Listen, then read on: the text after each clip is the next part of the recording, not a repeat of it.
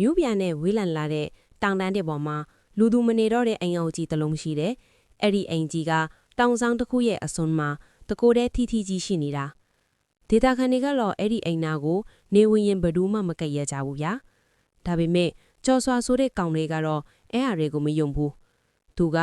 Ghost Hunter ဆိုပြီး YouTube မှာဗီဒီယိုရိုက်တဲ့သူလေ။ကဲတငယ်ချင်းတို့လေဒီနေ့တော့ကျွန်တော်လူပြောများနေတဲ့တောင်ဆောင်ကအိမ်ပြည့်ကြီးတွေကိုရောက်လာပြီဗျာ။တကယ်ပဲတရေရှိသလားမရှိဘူးလားဆိုတာဒီညအဖြေထုတ်ကြတာပေါ့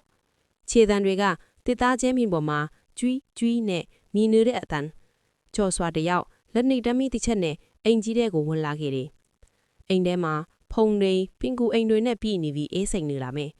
ဓမီအလင်းတန်းကဟိုးဒီဝေးကြီးလိုက်တဲ့အခါနေရန်မှာချိန်ထားတဲ့ရှေးအောင်မိသားစုတပ်ပုံကြီးတစ်ပုံကိုတွားတွေ့တယ်ထူးဆန်းတာကအဲ့ဒီပုံတွေကလူတွေရဲ့မျက်လုံးတွေကိုတစုံတယောက်ကကတ်ကြီးနဲ့ကုတ်ဖက်ထားတယ်လို့မျိုးပေါက်ပြဲနေတာပဲဟူးဒီနေရာကတော့တော်တော်နေချင်းစရာမကောင်းဘူးပဲကြော်စွာခပ်ပြုံးပြောလိုက်ပေမဲ့သူ့ရဲ့ရင်ထဲမှာတော့တမျိုးကြီးခံစားနေရပြီ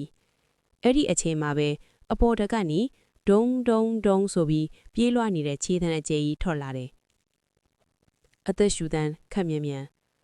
ကြော်စွာကင်မရာကိုမြှင့်လိုက်ပြီးအပေါ်ဓာတ်ကိုတက်သွားတယ်အခန်းတစ်ခုရဲ့တကားကအသားလေးဟနေတာဗျာ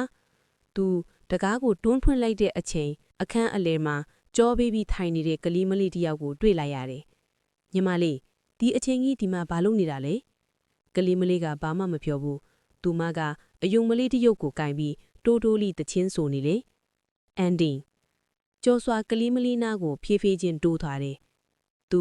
ကလေးမလေးရဲ့ပခုံးကိုကင်မှုလက်လှမ်းလိုက်တဲ့အချိန်မှာပဲသူ့ရဲ့လက်ကင်ဖုန်းလေးက notification တခုတက်လာတယ်သူ့ရဲ့တငယ်ချင်းစီကပေးပို့ထားတဲ့စာတိုလေးပေါ့ကျော်စွာအဲ့ဒီအိမ်ထဲကိုမဝင်နဲ့တော့ငါအခုပဲသတင်းဟောင်းတစ်ခုဖတ်လိုက်ရတယ်အဲ့ဒီအိမ်မှာလွန်ခဲ့တဲ့10နှစ်ကမိသားစုလိုက်တက်ခံခဲ့ရတာကလေးမလေးရဲ့ခေါင်းကိုအခုထိရှာမတွေ့သေးဘူးတဲ့ကျော်စွာဖုံးကိုကြည့်ပြီးတုံလူသွားတဲ့အချိန်မှာပဲ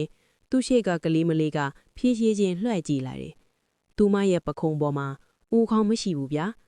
ဘိုက်ထဲကနေအကွဲအတန်ကြီးနဲ့သူမကမေးလိုက်တယ်အကိုကြီးသမီးရဲ့ခေါင်းကိုမြင်မိလားဟင်